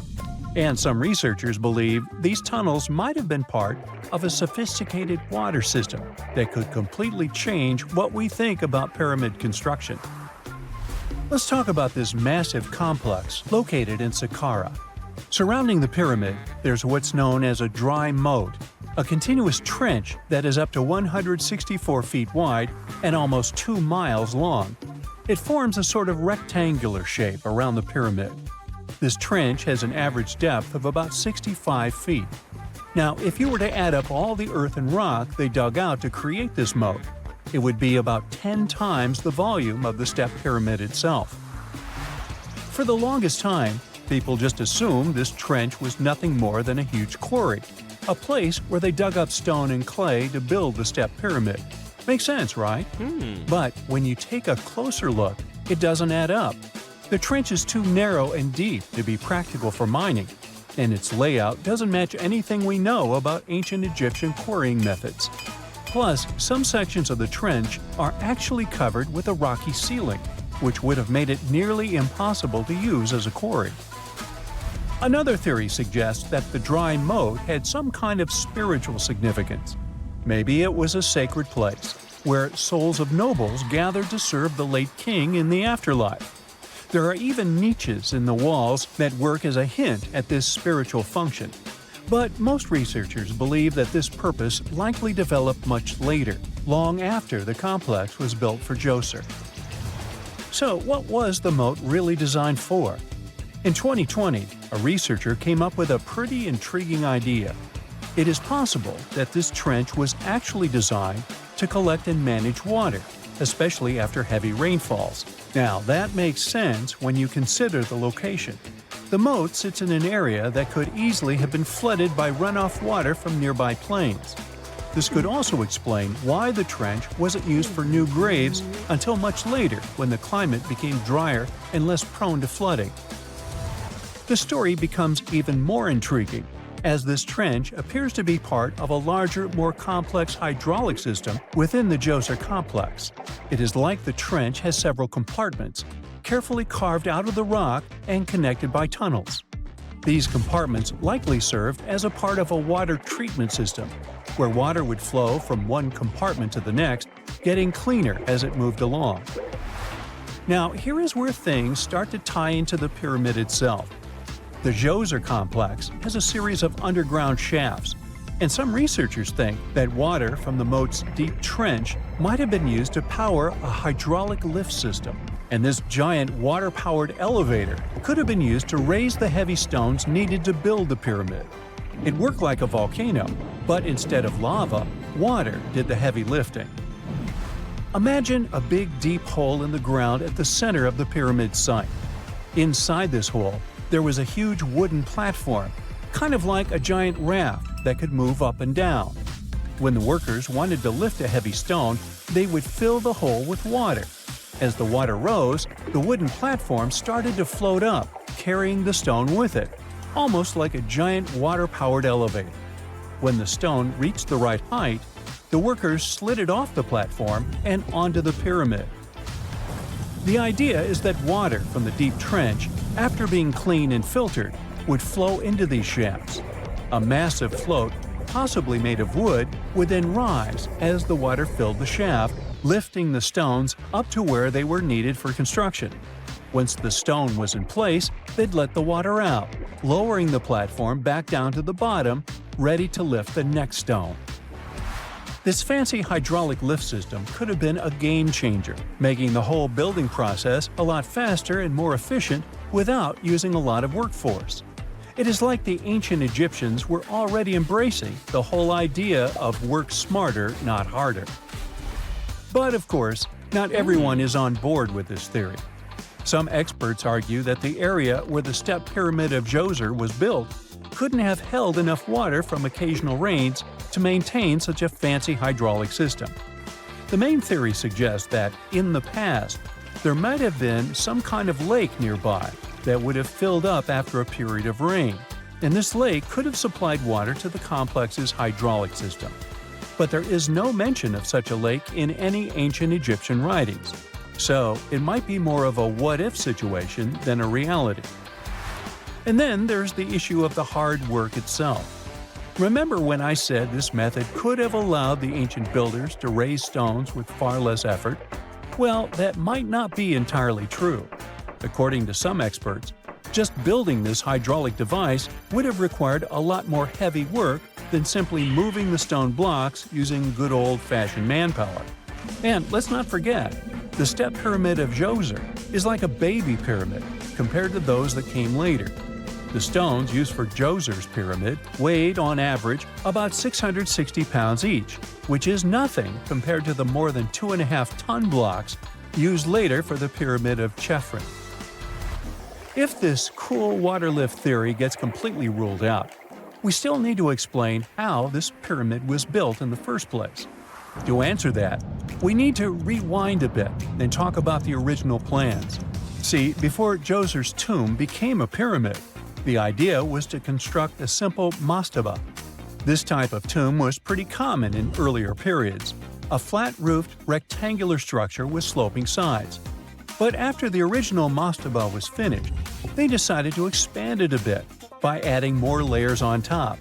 And then they added even more layers, until the construction reached 6 distinctive steps, each one smaller than the previous. And they probably did all this by raising those heavy stones using ramps, not a water-powered elevator. There is still so much we don't know about the step pyramid of Djoser. More research is definitely needed to fully understand how this system worked, or if it even existed at all. But the idea of using water to help build the pyramid adds a whole new layer to our understanding of ancient Egyptian engineering. It's a powerful reminder of just how clever and resourceful those builders were, using the natural landscape and the power of water to create one of the most iconic monuments in history. So a team of archaeologists digging in the far north of Zambia stumbled upon something that could change all we know about early humans. Was it a Walkman? Nah. It's a wooden structure built around 500,000 years ago, the oldest of its kind on Earth. The construction consists of 2 logs that had been shaped to fit together, something like Lincoln logs, those toy building sets. There's no chance that the 2 logs could have just drifted along the river and merged in that shape naturally. They were carved with sharp tools before Homo sapiens, or modern humans, appeared in Africa. Researchers don't know which species of ancient humans could manage to create something like this, but they were pretty great at planning and maybe even used some language to discuss their construction projects. It also means we can't be so sure that Stone Age folks were just wandering nomads. They might have been more settled down than we thought, with enough resources to stick around in one place. Finding wooden stuff from the Stone Age is like looking for a needle in a haystack, because it decomposes over time, much like Beethoven. But this one was found near Colombo Falls, near the border of Zambia and Tanzania. The construction might have been a walkway, a firewood or food storage spot, or a base for shelter. It was preserved so well in waterlogged sediments that have no oxygen and kept the construction fresh. The discovery has marks left from tools that were used to make the 2 pieces fit together. Archaeologists also dug up 4 ancient wooden tools at a site: a wedge, a digging stick, a chopped log, and a branch with a notch, all dated back to over 300,000 years ago. Scientists analyzed minerals in the sand around the goodies they found and used a technique called luminescence dating to tell the age of the finds. Experts believe that they should study more waterlogged sites because they could have more examples of ancient woodworking. Archaeologists have to be really careful while working with these finds not to damage the delicate wood, so they use plastic tools. The team that found the construction had to keep the wood wet so it wouldn't lose traces of human activity or break. They took it to the UK to study in special tanks for underwater photography. There, they made 3D models of the wood. The earliest wooden artifact found so far is a piece of polished plank from Israel, which is over 780,000 years old. There were also some wooden tools for foraging aged 400,000 years, but none of these finds are as progressive as the wooden construction in Africa. Scientists found cotton fibers from the ancient Near East that are 7,000 years old, the oldest of their kind. The place where they were found is like a time capsule, with mud brick buildings with all sorts of ancient goodies, giving us a peek into what life was like back then. They've already found signs of ancient parties with spots for stashing food. Usually, stuff from this era turns to dust, but thanks to fancy microscopes, experts can dive deep into the sediment collected from the site and uncover all sorts of organic remnants, including these cotton threads. People used to think the fabrics here were made from local plants, but it looks like this cotton might have traveled all the way from the Indus region, which is modern-day Pakistan. The ancient village of Tel Saf might have been more connected than we thought, part of some international trade network. There's more evidence backing up this idea, like beads from Anatolia, Romania, and Egypt, and pottery from other countries. The oldest known leather shoe that was found so far was waiting for 5,500 years in a cave in present-day Armenia. A British archaeologist stumbled upon this gem under a busted jar at the bottom of a pit. Alongside the shoe was a deer's shoulder blade, wild goat horns, a fish vertebra, and some scattered pottery shards. The shoe itself is pretty simple, made from a single piece of cowhide wrapped around the right foot, held together with a leather lace running through eyelets. To keep its shape, they stuffed some grass inside. Scientists are not sure who rocked this shoe, but they use radiocarbon dating to figure out its age along with the grass stuffing. These shoes look a lot like the ones folks still wear today on Ireland's Aran Islands. The same tech and methods used to make these shoes stuck around in Europe until the middle of the 20th century. Near Leipzig, diggers found a grave from about 2,500 years before the current era, packed with over 100 dog teeth, all lined up neat and tidy. These teeth could have been a part of a fancy flap for a handbag. The leather or fabric that was holding it together must have disappeared over centuries. If it's true, that would be the oldest purse in the world, all the way from the Stone Age. Using dog teeth and hair ornaments and necklaces for both women and men was, trendy back then, according to experts. Whoever was the owner of the purse must have had a high social status, judging by the number of materials used to make it, not counting all the toothless dogs. It looks like the oldest musical instruments ever crafted by humans are ancient flutes made of bird bone and mammoth ivory. They were discovered in a cave down south in Germany, a place showing early signs of modern humans settling in Europe. Using carbon dating wizardry, the scientists pinned the flute's age at around 42,000 years old. According to the experts, these musical doodads might have been used for fun or during religious ceremonies. Some experts believe that music might have helped us build bigger social circles and expand our territory compared to the Neanderthals. Those guys faded into history about 30,000 years ago. In 2020, a team of scientists found a string a quarter of an inch long in France. Archaeologists unearthed a cord fragment next to a stone tool. Such twisted fibers could have been used for everything from making clothes to fishing nets. In prehistory, there was some advanced tech, and the Neanderthals seemed to have mastered it. Scientists already knew that these early humans made tar from birch bark and that they produced shell beads. There's even evidence of Neanderthal art. The string section and similar finds prove that our ancestors from many thousands of years ago weren't as primitive as they're often shown in popular culture. Back in the 19th century, the French found a broken slab of black granite from 196 before the current era. The stone contained one text in 3 scripts: ancient Greek, Egyptian hieroglyphs, and Demotic. A French philologist was the first to crack the code. He successfully matched the Greek letters with the ones in the Egyptian script, and we were finally able to read hieroglyphs. The name of the piece of granite that made all this possible was the Rosetta Stone. With its help, among other things, scientists managed to decipher papyrus records on how the pyramids in Egypt were built. A British archaeologist, Sir Arthur Evans, excavated a vast palace complex at Knossos in the early 20th century. This was the center of Minoan culture. The palace had over 1,000 rooms with colorful paintings of dolphins, griffins, and bulls. But their biggest find was at first overlooked: thousands of slabs of baked clay. The fire that brought down the palace helped preserve the tablets. No one could read the slabs as they were in some unknown language. The scientific community had to wait for another half a century before Michael Ventris cracked the code. He was an English architect and cryptographer who studied Greek and Latin. He found that the script was an archaic form of Greek. It was the oldest deciphered language in Europe, Linear B. During the Late Bronze Age, the Greek civilization that used the script vanished. On October 30th, 1759, the inhabitants of the Middle East were jolted awake by an earthquake. Cracks appeared in the walls of their homes, roofs began to crumble. People ran out of their homes and gathered in open areas.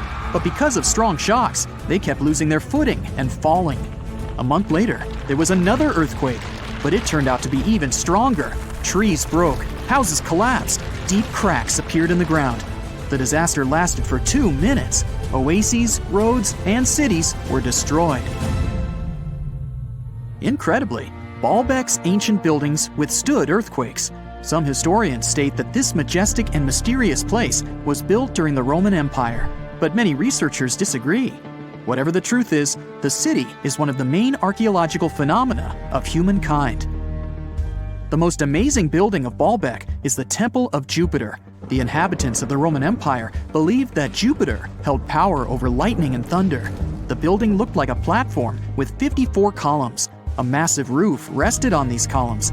Today, you can only see 6 70-foot-high columns. Each of them consists of 3 sections and resembles a pencil. The cores of these pencils were made of lead. This made the columns exceptionally strong. Each of these pieces of stone weighed an incredible 80 tons. That's the weight of 35 Ford Explorer SUVs. Look, this is the largest block in the Great Pyramid of Giza. But compared to the blocks from Balbeck, it doesn't even look that impressive. The foundation under the Temple of Jupiter was preserved. That's how specialists figured out it consisted of about 25 monolithic stones, weighing 450 tons each. It means that the blocks from Balbeck weigh almost 4 times more than the blocks from Egypt. There are 3 more enormous limestone blocks in the foundation. They weigh 800 tons each. This is more than twice the weight of a Boeing 747 plane. Ancient builders must have had a hard time carving such giants from a piece of stone. And after that, they also had to pull them to the construction site and lift them to a significant height. Repeating these logistics would probably turn out to be a nightmare for present-day builders. To do this amount of work, they would need modern equipment. But Balbeck's constructors didn't have trucks, cranes with circular saws, or electricity. How did the builders of the past manage to do this? Scientists have a theory that includes ropes, winches, and lever systems. Naturally, the engineers of the past made all the gadgets from wood. Around 3,000 feet away from the ruins of the temple complex, there's a quarry. Archaeologists suppose that's where the stones for the construction were cut. They found a block of limestone there. It seemed to be too large, even for this incredible place. The monolith got called the Stone of the South. It was 65 feet long and 13 feet wide. The ancient builders didn't have time to completely separate it from its mother rock. A group of scientists from Austria estimated that this piece of limestone weighed more than 1,000 tons. That's like 3 Boeing aircraft or 160 African elephants. There was another surprise awaiting the archaeologists near the Stone of the South. It was the second monolith that weighed more than 1,200 tons. But the ancient builders didn't stop at that. They continued to work. In 2014, in the same quarry, German archaeologists unearthed a block that weighed 1,650 tons. No one has figured out yet why people of the past needed a piece of stone that weighed as much as 125 school buses. It's also unclear how they were going to move this giant and why they didn't finish the job. In any case, this third monolith is the largest processed piece of stone in human history. There are more questions than answers. Some researchers believe that people of the past had high-tech equipment. Others don't think so, but are eager to understand how the builders managed to move those stones. There's a huge number of ancient buildings and artifacts on the planet. Lots of them make researchers scratch their heads. Near the Pyramid of Djoser in Egypt, archaeologists have found a network of tunnels. This place is called Serapeum. It contains 24 sarcophagi weighing from 70 to 100 tons. The giant boxes are carved from a single piece of granite and covered with heavy lids. The sarcophagi are perfectly symmetrical. To the touch, their walls are as smooth as glass. Even with the current level of technology, this is very difficult to do. But the ancient Egyptians managed this feat. The Lycurgus cup is a priceless artifact and example of ancient nanotechnology. It's made of glass that can change its color. If you put a source of light in front of the cup, it turns green. If the light is behind the goblet, it becomes deep red. In this case, the figure of Greek king Lycurgus turns pale purple. Scientists understood how this color change worked only at the end of the 20th century. Through microscopes, they saw nanoparticles of silver, gold, and copper. They had been added to the glass matrix. Thanks to this, you can observe a color change called dichroism. Interestingly, the gold and silver were grounded into a fine dust. It's almost impossible to do this by accident. Most likely, the ancient experts knew for sure what they were doing. Bolivia has a curious place called Puma Punku. It looks as if an ancient giant played there with an enormous construction set. And after the game, they forgot to put the pieces back into the box. But there are no giants, and the huge stone blocks were carved by ancient builders over 1,500 years ago. Some of the rocks weigh 100 tons. The blocks were brought to an altitude of almost 13,000 feet above sea level from the quarry 60 miles away from the construction site. There's no forest in that area. This means the builders couldn't use trees to make wooden rollers. The monument belongs to the Inca civilization. Scientists are sure they didn't know anything about wheels. In 1992, the inhabitants of a Chinese village decided to drain a pond. Their ancestors had been using it to wash clothes and catch fish for hundreds of years. They kept pumping the water out for 17 days. At the bottom of the reservoir, they made an unexpected discovery. The villagers saw an entrance to a cave going down to a depth of 100 feet. The incredible find was named the Longyu Caves. Unknown builders carved out 320,000 square feet of galleries. There are separate rooms, bridges, pools, and columns that support the ceiling. The walls of the cave are covered with strange carved lines and patterns. Scientists haven't found any information about who built the caves and why they did it. The construction technology also remains a mystery. Antonio Stradivari lived in Italy in the 18th century. He created musical instruments. More than 600 of his works have survived to this day. 500 of them are violins. One of the instruments was sold at auction for $16 million. The violins made by this master sound clear and deep. Researchers can't understand why Stradivarius instruments produce such unique sounds. Perhaps it's all about the varnish the master used to cover the violins. The answer may also lie in the wood the instruments are made of. In those days, Europe had a cold climate. Because of this, the wood became denser, and the instruments made of it sounded especially pleasing to the ear. In the Indian city of Delhi, there's a 23-foot-high pole. It weighs 6.5 tons and is made of 98% wrought iron. The 1,600-year-old pillar has no signs of rust or decay. Scientists believe that the monument is so well preserved thanks to the dry weather and the chemical composition of the metal. It might be resistant to corrosion. And still, researchers don't know how the blacksmiths managed to make an iron pillar that's not afraid of rust. It seems like a tough feat, even for modern metallurgists. The Al-Nasla rock is divided into two parts by a perfectly straight slit. Each boulder stands on a small pedestal. Some people believe this is the evidence of ancient laser technology. But geologists think the split happened due to the ground shifting or natural vibrations that occurred under the rock. This process led to the appearance of the crack. It had been deepening for thousands of years, and gradually, the natural monument took the form you can see today. In 1936, British Egyptologist Walter Bryan Emery found a small object in the desert that made people debate whether it was an elaborate stone model of a flying saucer or even a hyperdrive from a spaceship that belonged to some advanced civilization that visited the Earth.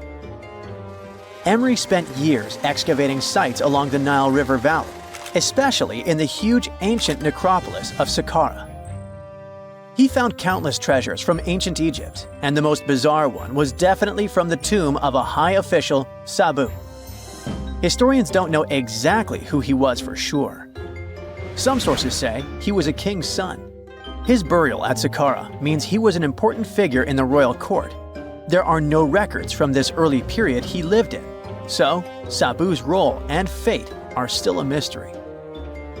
Inside his tomb, scientists found 7 funerary chambers, each filled with traditional grave goods: animal bones, flint tools, pottery, ivory objects, and stone bowls.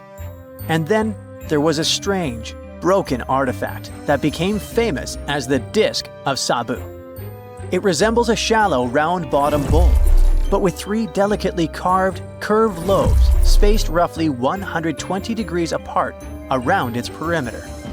These lobes are separated by 3 holes, and at the center, there's a thin tube. The material used to build the disc is metasiltstone, or schist. This type of rock is fragile, highly porous, and super difficult to carve. It flakes easily and crumbles under pressure.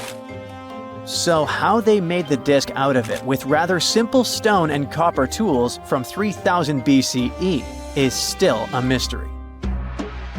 The next big question is why they decided to bury Sabu with it. Perhaps if we knew its true purpose, it would make more sense. When it was first discovered, archaeologists thought it was nothing more than a vase, an incense burner, or a ceremonial decoration. But those who took a closer look from the point of view of an engineer decided it could actually be a component of a larger mechanism. An amateur historian made an exact copy of the artifact with a 3D printer, and it turned out that the Disc of Sabu was an ancient impeller, a crucial part of a centrifugal pump. When they put it in a housing and span at high speeds using the small central shaft, the disc was able to displace water. When it was tested without a housing, the disc created a powerful vortex. It became clear that the curved lobes and slightly concave shape of the disc weren't random. It was probably all engineered to move water with remarkable efficiency, like a powerful pump mechanism. Ancient Egypt's entire civilization depended on irrigation. Later dynasties perfected basin irrigation and managed to control the rise and fall of the Nile to take the most from agriculture. So, the engineers of the first dynasty may have been experimenting with advanced irrigation techniques thousands of years earlier than scientists previously thought. But then again, some people have doubts schist is strong enough to be used for a pumping mechanism. They suggest that artisans from Egypt's first dynasty were trying to recreate an even older object, using whatever tools and materials they had. It could be a stone replica of something originally made from metal, possibly belonging to a civilization far older and more advanced than ancient Egypt itself. One Swiss author takes this idea even further and proposes that the disc is a copy of a component from an extraterrestrial spaceship's hyperdrive, or stone model of a flying saucer. One French researcher believes the Disc of Sabu was part of a secret massive factory system to manufacture sodium carbonate inside pyramids. Some people suggest that the disc may have been a primitive tool for weaving ropes. The lobes held strands of silk or fiber that were twisted into twine when it was spun. Or It may have been a gigantic lamp. Another historical mystery is a map from 1513 that is believed to be the oldest surviving detailed map showing the Americas.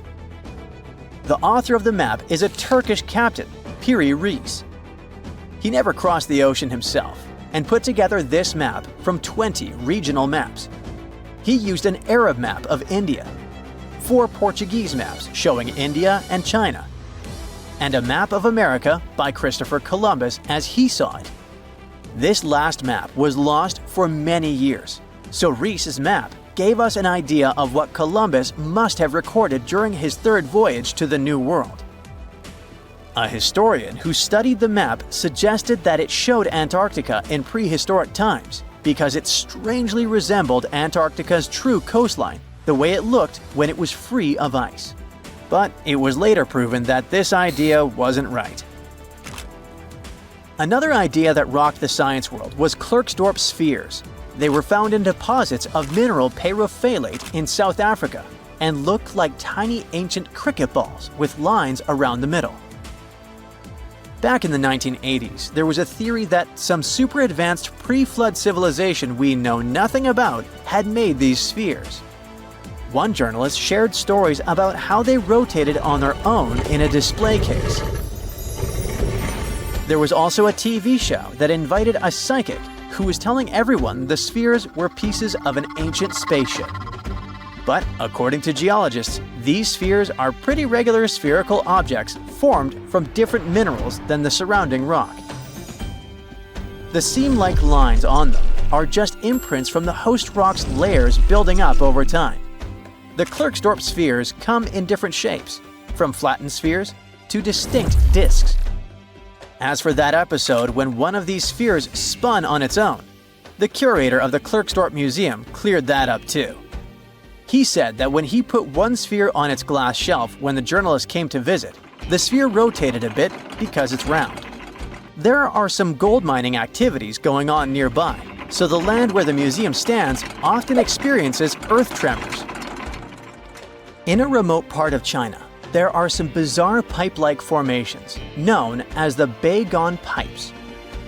A local explorer found them back in 1996 protruding from Mount Baigong and along the shores of Tosan Lake nearby.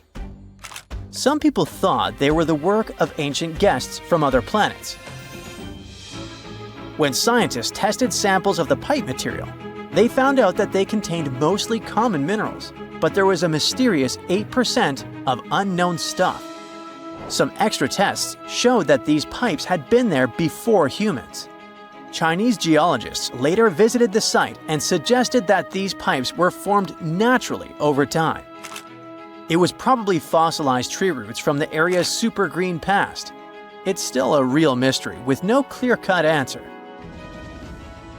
While digging a trench along a river in Romania, workers found a wedge, which is now famous as the aluminum wedge of Ajud, or the object of Ajud. Right next to it, there were some mastodon bones. Those distant relatives of elephants lived 11,000 years ago. So some people concluded the wedge is of the same age.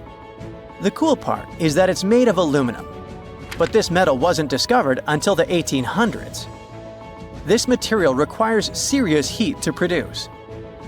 The wedge is said to be covered in a thick layer of oxide that's been sitting there for hundreds of years. Some folks believe this wedge must have crash-landed here on a spacecraft from some other planet. Some scientists think it's all a hoax, and others suppose it might be a human-made object with an unknown purpose. The most exciting accidental discovery I've made in my life was a $10 bill in my old winter jacket. Some folks are luckier though, as they find underground cities from centuries ago or make inventions that turn them into millionaires. Velcro was invented after a routine walk in the woods. Kellogg's cornflakes were inspired by a chipped tooth, and Play-Doh saved a business empire from falling by chance. Back in 1998, electrical engineer John Williams found something that looked like an electrical plug sticking out of the ground. He started digging and noticed that it was stuck in a small rock.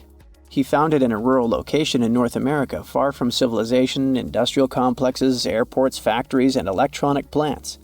This piece of electronics embedded into a solid granite stone got the nickname enigmalith and a price tag of $500,000. Some scientists are sure it's a big hoax and not a souvenir left by some visitors from space, as Williams claims. But the finder of the rock wanted to prove that it was a real piece of ancient technology, some sort of an electrical connector. If it's not a hoax, then this little find could be proof that humans, or some other civilization from the past, were way more advanced than we ever thought. They must have managed to invent a way to transmit electricity long before humans in the 19th century. He offered scientists to take a look at this find and establish what it really is without breaking the rock open, but there were no takers. Williams consulted an engineer and a geologist, and both confirmed there were no traces of glue on the electronic component. It hasn't been welded either, so it must be as old as the rock, which is around 100,000 years old, according to geological analysis. Dr. John Kellogg had a philosophy of biological living with regular exercise, massage, plenty of water, zero bad habits, caffeine, and no meat. At the end of the 19th century, he looked over a health institute in Michigan. He once whipped up a mix of flour, oats, and cornmeal. He thought that by baking whole grains at high temps, they'd be easier on the stomach and healthier overall. He baked the mix twice and first made cookies, but a patient chipped a tooth on that version. Then he decided to break it into small pieces. It's hard to pinpoint exactly how Kellogg cornflakes came to be, with so many versions of the story floating around.